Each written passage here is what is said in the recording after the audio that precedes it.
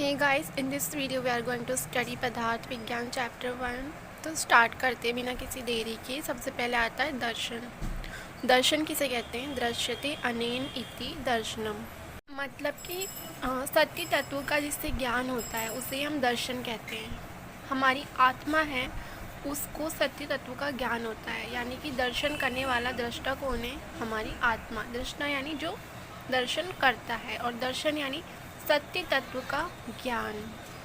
दर्शन शब्द की जो व्युत्पत्ति है वो दृश धातु में लुट प्रत्यय से होती है। इसके बाद हम देखते हैं शास्त्र। शास्त्र किसे कहते हैं? शिष्यते अनेन इति शास्त्रम, यानी कि जो शासन करे वो ही शास्त्र है। अच्छा, अब शासन का क्या मतलब है? शासन का मतलब है कि जो लोगों के लिए शुभ अशुभ, अच्छे बुरे कर्म का निर्देश करे, यानी एक तरह से जीने का सही ढंग सिखाए। ऐसा जो ग्रंथ हो, जो भी हो, उसे हम क्या कहेंगे? शास्त्र। शास्त्र शब्द की व्युत्पत्ति शास धातु में स्त्रन प्रत्यय लगने से होती है।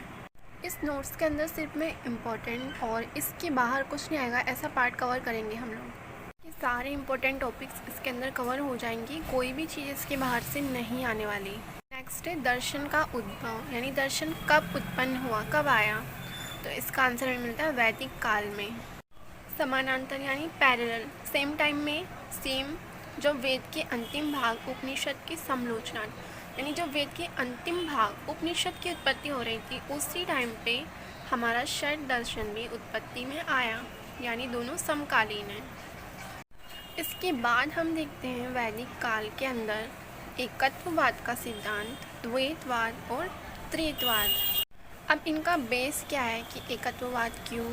देखो, इनमें सिंपल समझ में आ रहा है। एकत्व मतलब एक, द्वे मतलब दो, और त्रि मतलब तीन। एक सिंपल सी बात हम समझते हैं, जब हम बोलते हैं एक, दो, तीन, तो जो एक है वो एक है, और जो दो है ना, वो दो अलग अलग चीज़ें हो सकती हैं, और तीन का मतलब तीन अलग अलग चीज़ें हो सकती हैं। लेकिन जब हम बोलते हैं एक, द्वे और त्रय, दो, तो द्वे का मतलब हो जाता है वो एक और एक का संयोग हो चुका है, वो मिल के रहते हैं।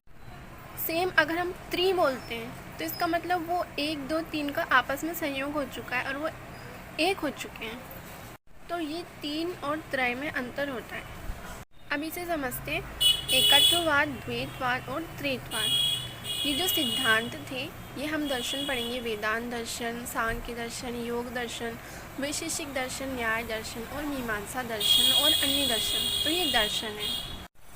अब ये बोलता है कि वैदिक काल के अंदर जो वेदांत दर्शन है वो एकत्ववाद को मानता है। एकत्ववाद मतलब एक, द्वैतवाद मतलब दो।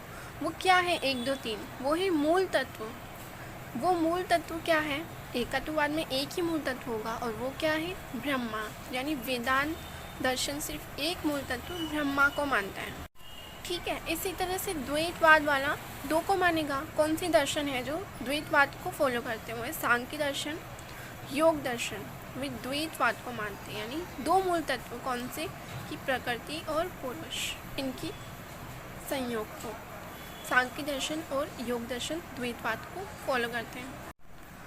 नेक्स्ट आ जाता है त्रित्ववाद, यानी कि तीन मूल तत्व को मानने वाले दर्शन तीन हैं: वैशेषिक, न्याय और मीमांसा दर्शन।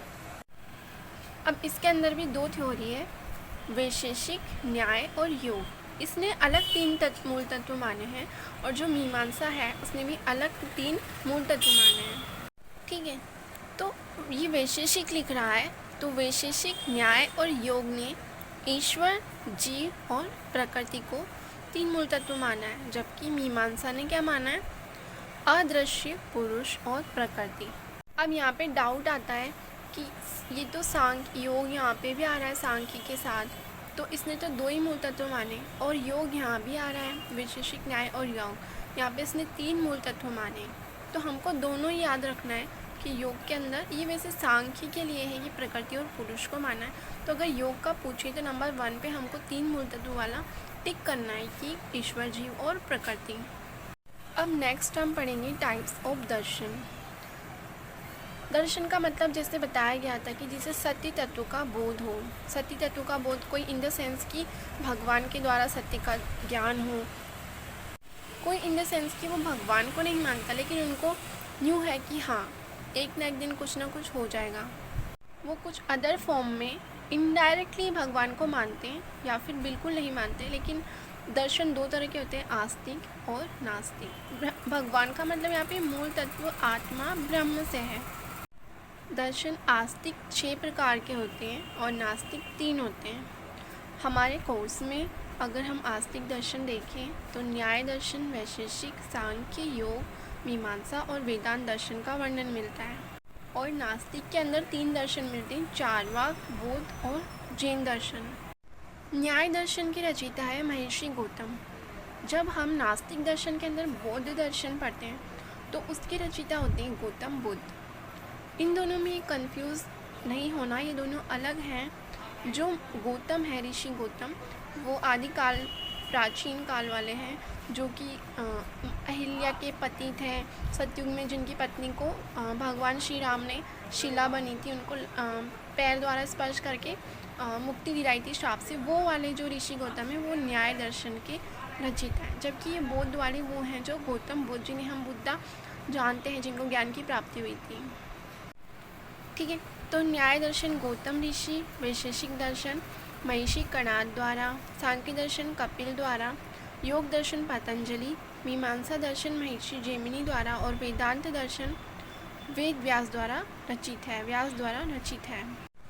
तो देखो, नास्तिक जो दर्शन है उसके अंदर कुछ बातें हैं। पहला दर्शन है चार्वाक। ये लोग मानते थे कि ज़िंदगी में कुछ भी नहीं है, जब मर जाएंगे तो सब खत्म हो जाएगा, बस जीवन ही जो है वो सत्य है, इसके अलावा सब कुछ झूठ है, मरने के बाद कुछ नहीं होता, सब कुछ खत्म हो जाता है। इन लोगों का एक ही मोटो था, खाओ पियो मौज करो, मृत्यु बराबर मोक्ष। दूसरा आता है हमारा बौद्ध दर्शन। ये निर्वाण यानी कि मरने के बाद इंसान को मोक्ष की प्राप्ति हो जाती है, उसके लिए ये 4 द्रव्य और 4 संप्रदाय का वर्णन करते हैं। ये निर्वाण को ही मोक्ष मानते हैं। अन्य आता है जैन दर्शन।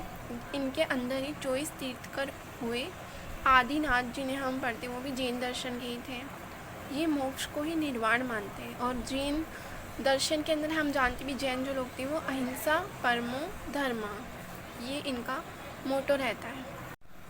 अब हमको ये भी याद रखना पड़ेगा कि न्याय दर्शन ने 26 तत्वों को माना है।